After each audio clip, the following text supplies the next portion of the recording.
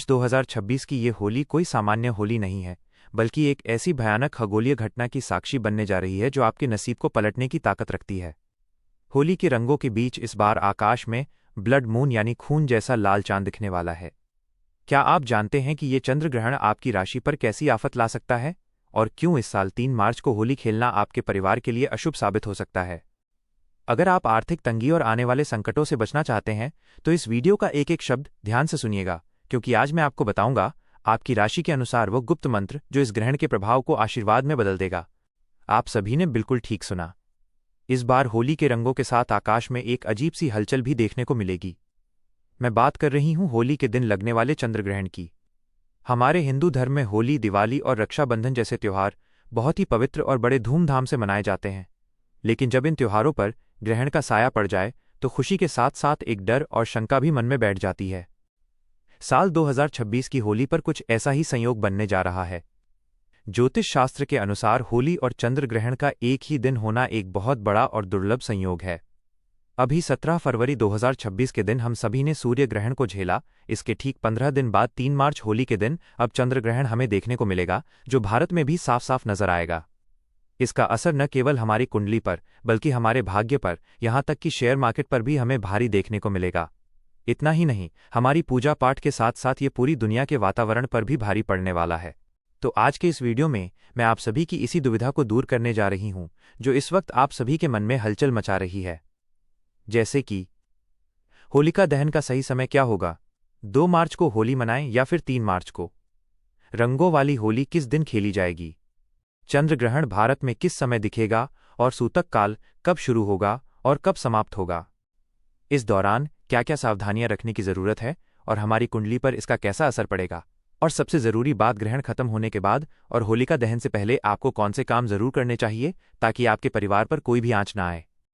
तो निवेदन है कि आप सभी अपना सारा काम 15 मिनट के लिए साइड में रखकर इस वीडियो को पूरा अंत तक देख लें, क्योंकि आज मैं आपको होली 2026 का पूरा पंचांग, ज्योतिष की स्थिति और इस चंद्र ग्रहण का हमारी किस राशि पर क्या प्रभाव पड़ेगा, इसकी एक एक करके संपूर्ण जानकारी देती हूं। चलिए सबसे पहले बात कर लेते हैं उस कन्फ्यूजन की जिसकी वजह से तिथियों को लेकर मन में उलझन बनी रहती है। तो देखिए, हिंदू पंचांग की बात करें तो होली का त्योहार फाल्गुन मास की पूर्णिमा तिथि को मनाया जाता है।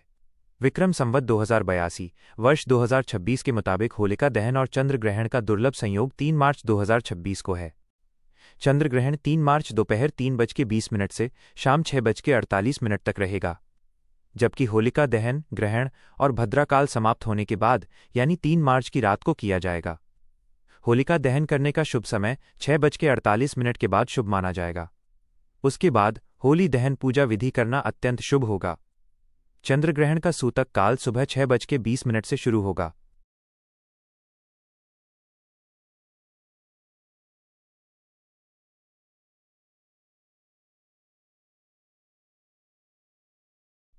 तीन मार्च की शाम को ग्रहण पूर्ण होने के बाद ही होलिका दहन करना शास्त्रोक्त है। आपको किसी विद्वान पंडित या आचार्य से ही शुभ मुहूर्त पूछकर होली दहन करना सबसे श्रेष्ठ रहेगा। धुलेटी रंगों वाली होली 4 मार्च 2026 बुधवार को होगी। चलिए अब बात कर लेते हैं उस खगोलीय घटना की जिससे हर कोई डरा हुआ है। साल 2026 का ये पहला चंद्र ग्रहण है जो 3 मार्च 2026 मंगलवार के दिन लगने जा रहा है। और इसके ठीक 15 दिन पहले ही 17 फरवरी को सूर्य ग्रहण भी लगा था। ये कोई मामूली ग्रहण नहीं होता। जब 15 दिनों के अंतराल में 2 बड़े ग्रहण पड़ते हैं तो उसका गहरा प्रभाव हम सभी के जीवन पर और हमारे देश पर भी पड़ता है। ये एक पूर्ण चंद्र ग्रहण होगा। इसका मतलब चंद्रमा पूरी तरह से पृथ्वी की छाया में आ जाएगा और लाल रंग में दिखाई देगा, जिसे ब्लड मून भी कहा जाता है। अब सबसे बड़ा सवाल यह पैदा होता है कि क्या ये ग्रहण भारत में दिखेगा और इसका समय क्या होगा? तो जी हां, ये ग्रहण बिल्कुल भारत में दिखेगा और भारत के अधिकांश हिस्सों से इसे देखा जा सकेगा। आशा है यह आपकी वीडियो के लिए देखा जा सकेगा। इसके पीछे एक शर्त है। शर्त यह है कि ये एक ग्रस्तोदय चंद्र ग्रहण होगा। ग्रस्तोदय का मतलब होता है जब शाम को भारत में चंद्रमा उगेगा तो सही, लेकिन पहले से ही ग्रहण से ग्रस्त होगा। यानी हमें चंद्रमा साफ सुथरा नहीं बल्कि कटा हुआ या छाया से ढका हुआ उगता दिखाई देगा। अब जान लेते हैं इसका सही समय। तो देखिए, भारतीय समयानुसार बात करें तो ये ग्रहण 3 मार्च को दोपहर के बाद से शुरू हो जाएगा, लेकिन चूंकि दिन में हमें चांद नहीं दिखता इसलिए इसका महत्व शाम से शुरू होगा। भारत में चंद्रोदय का समय अलग अलग शहरों में अलग होता है, यानी लगभग 6 बजे से 6:30 बजे के बीच होता है। जैसे ही शाम को लगभग 6:20 के आसपास पूर्व दिशा में चांद निकलेगा, ग्रहण शुरू हो चुका होगा। यह ग्रहण शाम 6:47 पर समाप्त हो जाएगा, यानी इसका मोक्षकाल शाम 7 बजे से पहले ही हो जाएगा। भले ही यह ग्रहण भारत में शाम को केवल 20 से 25 मिनट के लिए ही दिखे, लेकिन शास्त्रों के अनुसार अगर ग्रहण आपके शहर में दिख रहा है तो इसका सूतक काल भी पूरी तरह से मान्य होगा। इस दौरान वातावरण में नकारात्मक ऊर्जा बहुत ज़्यादा होती है, तो आपको इस दौरान क्या करना है और क्या नहीं करना, वो आप कहीं नोट कर लें या इस वीडियो को सेव कर लें। 1. पूजा पाठ। पूजा पाठ बिल्कुल वर्जित होता है। जब भी ग्रहण लगता है तो पहले आप सभी अपने घर में पूजा पाठ से निवृत्त हो जाइएगा और इसके बाद घर में मंदिर के जो द्वार हैं उन्हें बंद कर दीजिएगा या पर्दा डाल दीजिएगा। भगवान की मूर्तियों को स्पर्श करना पूरी तरह वर्जित होगा। 2.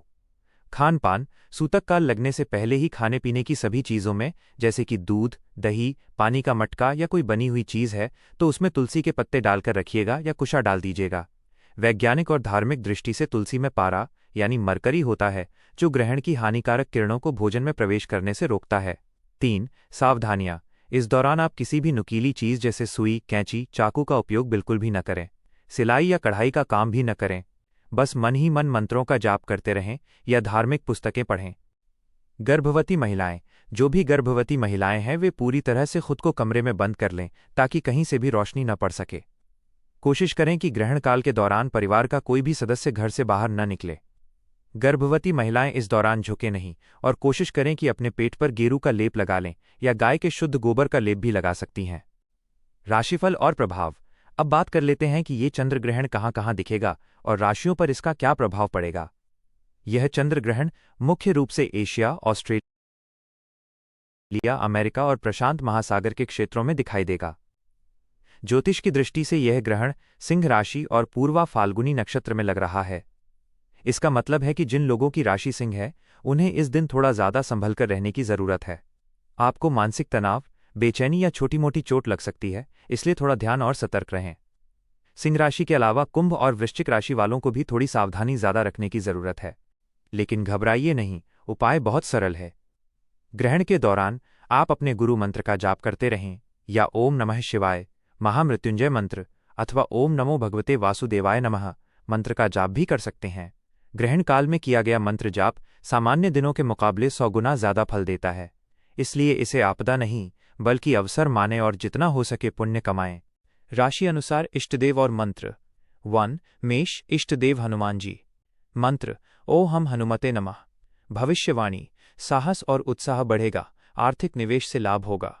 2. वृषभ, इष्टदेव माँ दुर्गा। मंत्र ओ दुर्गायै नमः। भविष्यवाणी भौतिक सुख सुविधाओं में वृद्धि होगी, रुका हुआ पैसा वापस मिल सकता है। 3. मिथुन, इष्टदेव भगवान गणेश। मंत्र ओ गंग गणपतये नमः। भविष्यवाणी व्यापार में नए अवसर मिलेंगे, वाणी से अटके काम पूरे होंगे। 4.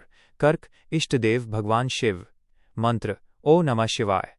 भविष्यवाणी मानसिक शांति बनी रहेगी, जमीन मकान से लाभ होगा। 5.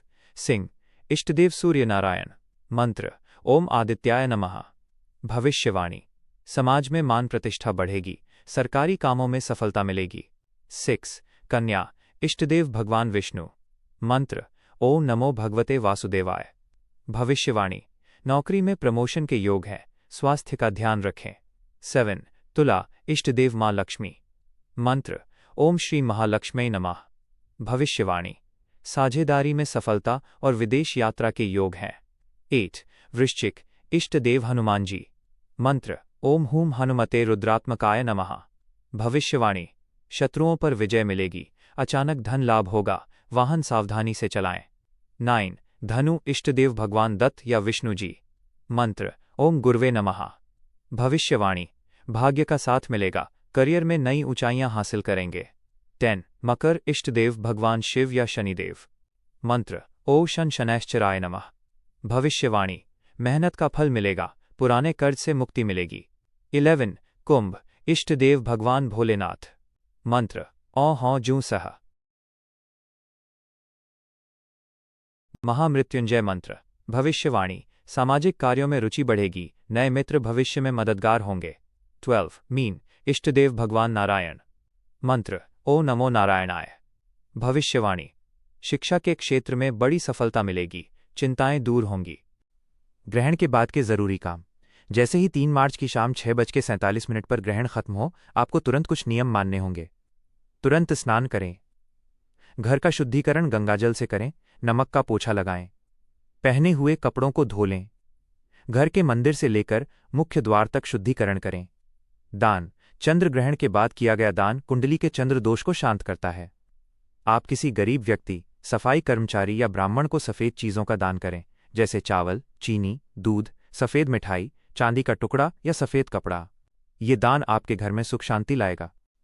भक्तों, आपकी राशि कौन सी है, कमेंट बॉक्स में जरूर लिखें। अगर आपकी राशि अनुसार कोई और उपाय होगा तो हम आपको बताएंगे। साथ ही वीडियो को लाइक करें, चैनल को सब्सक्राइब करके नोटिफिकेशन ऑल पर क्लिक करें। धन्यवाद।